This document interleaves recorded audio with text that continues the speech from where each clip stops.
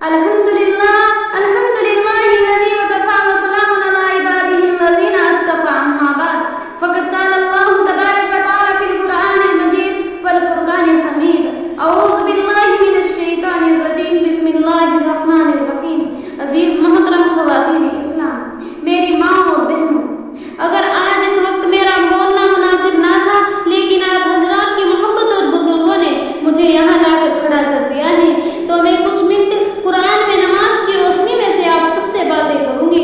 دعا کیجیے اللہ رب العزت مجھے ٹھیک ٹھیک کہنے اور ہم سب کو اس پر عمل کرنے کی توفیق عطا فرمائے. آمین ثم آمین.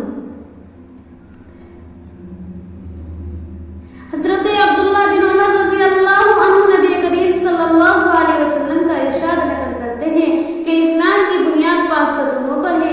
سب سے اول لا الہ الا اللہ محمد الرسول اللہ کی گواہی دینا، یعنی اس بات کا اقرار کرنا کہ اللہ کے سوا کوئی معبود نہیں اور محمد صلی اللہ علیہ وسلم اس کے بندے اور اس کے رسول ہیں.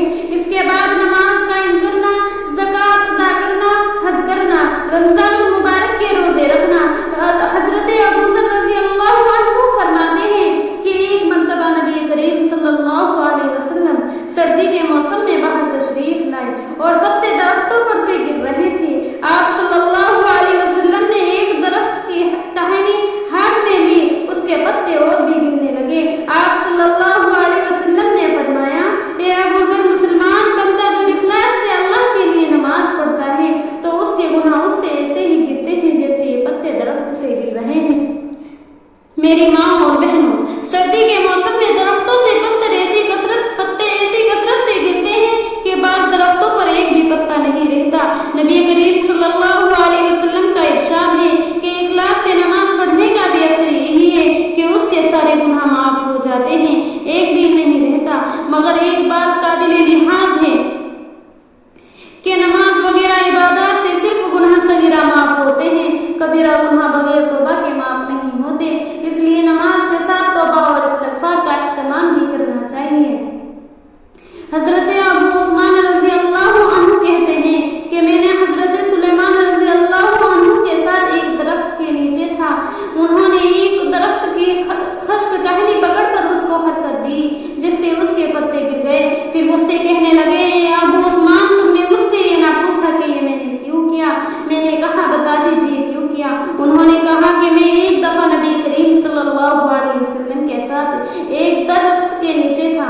آپ صلی اللہ علیہ وسلم نے بھی درخت کی ایک خشک ٹہنی پکڑ کر اسی طرح کیا تھا جس سے اس ٹہنی کے پتے جھڑ گئے تھے. پھر حضور صلی اللہ علیہ وسلم نے فرمایا تھا کہ سلیمان پوچھتے نہیں کہ میں نے اس طرح کیوں کیا. میں نے عرض کیا کہ بتا دیجیے کیوں کیا. آپ صلی اللہ علیہ وسلم نے ارشاد فرمایا تھا کہ جب مسلمان اچھی طرح سے وضو کرتا ہے، پھر 5 نمازیں پڑھتا ہے، تو اس کی خطائیں اس سے ایسے ہی گرتی ہے جیسے یہ پتے گر رہے ہیں. پھر آپ حضور صلی اللہ علیہ وسلم کا ارشاد ہے کہ اللہ جل شانہ نے میرے امت پر سب چیزوں سے پہلے نماز فرض کی اور قیامت میں سب سے پہلے نمازی کا حساب ہوگا. نماز کے بارے میں اللہ سے ڈرو، نماز کے بارے میں اللہ سے ڈرو، نماز کے بارے میں اللہ سے ڈرو.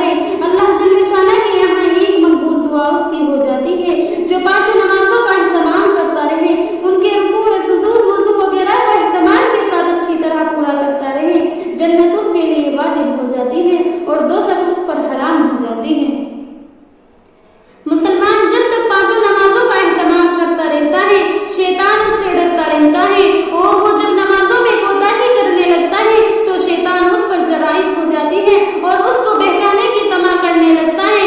سب سے افضل عمل اول وقت نماز پڑھنا ہے۔ نماز ہر متقی کی قربانی ہے۔ اللہ کے نزدیک سب سے زیادہ پسندیدہ نماز کو اول وقت پر پڑھنا ہے۔ صبح کو جو شخص نماز کو جاتا ہے اس کے ہاتھ میں ایمان کا جھنڈا ہوتا ہے اور جو بازار کو جاتا ہے اس کے ہاتھ میں شیطان کا جھنڈا ہوتا ہے۔ ظہر کی نماز سے پہلے 4 رکعتوں کا ثواب ایسا ہے جیسا کہ تہجد کی 4 رکعتوں کا۔ ظہر سے پہلی 4 رکعت تہجد کی 4 رکعتوں کے برابر شمار ہوتی ہیں۔ جب آدمی نماز کو کھڑا ہوتا ہے تو رحمت الہی اس کی طرف متوجہ ہو جاتی ہے۔ افضل ترین نماز آدھی رات کی ہے مگر اس کے پڑھنے والے بہت ہی کم ہیں۔ میرے پاس حضرت جبرائیل علیہ السلام آئے اور کہنے لگے، اے محمد صلی اللہ علیہ وسلم، کتنا ہی آپ زندہ رہے آخر ایک دن مرنا ہے، اور جس سے چاہے محبت کرے آخر ایک دن اس سے جدا ہونا ہے، اور آپ جس قسم کا بھی عمل کرے بھلا یا برا اس کا بدلہ ضرور ملے گا۔ تہجد ضرور پڑھا کرو کہ تہجد صالحین کا طریقہ ہے اور اللہ کے قریب کا سبب ہے۔ تہجد گناہوں سے روکتا ہے اور خطاؤں کی معافی کا ذریعہ ہے۔ اس کے بدن کی تندرستی بھی ہوتی ہے۔ حق تعالی شانہ کا ارشاد ہے کہ آدم کی اولاد، تو دن کے شروع میں 4 رکعت سے عاجز نہ بن، میں تمام دن تیرے کاموں کی کفایت کروں گا۔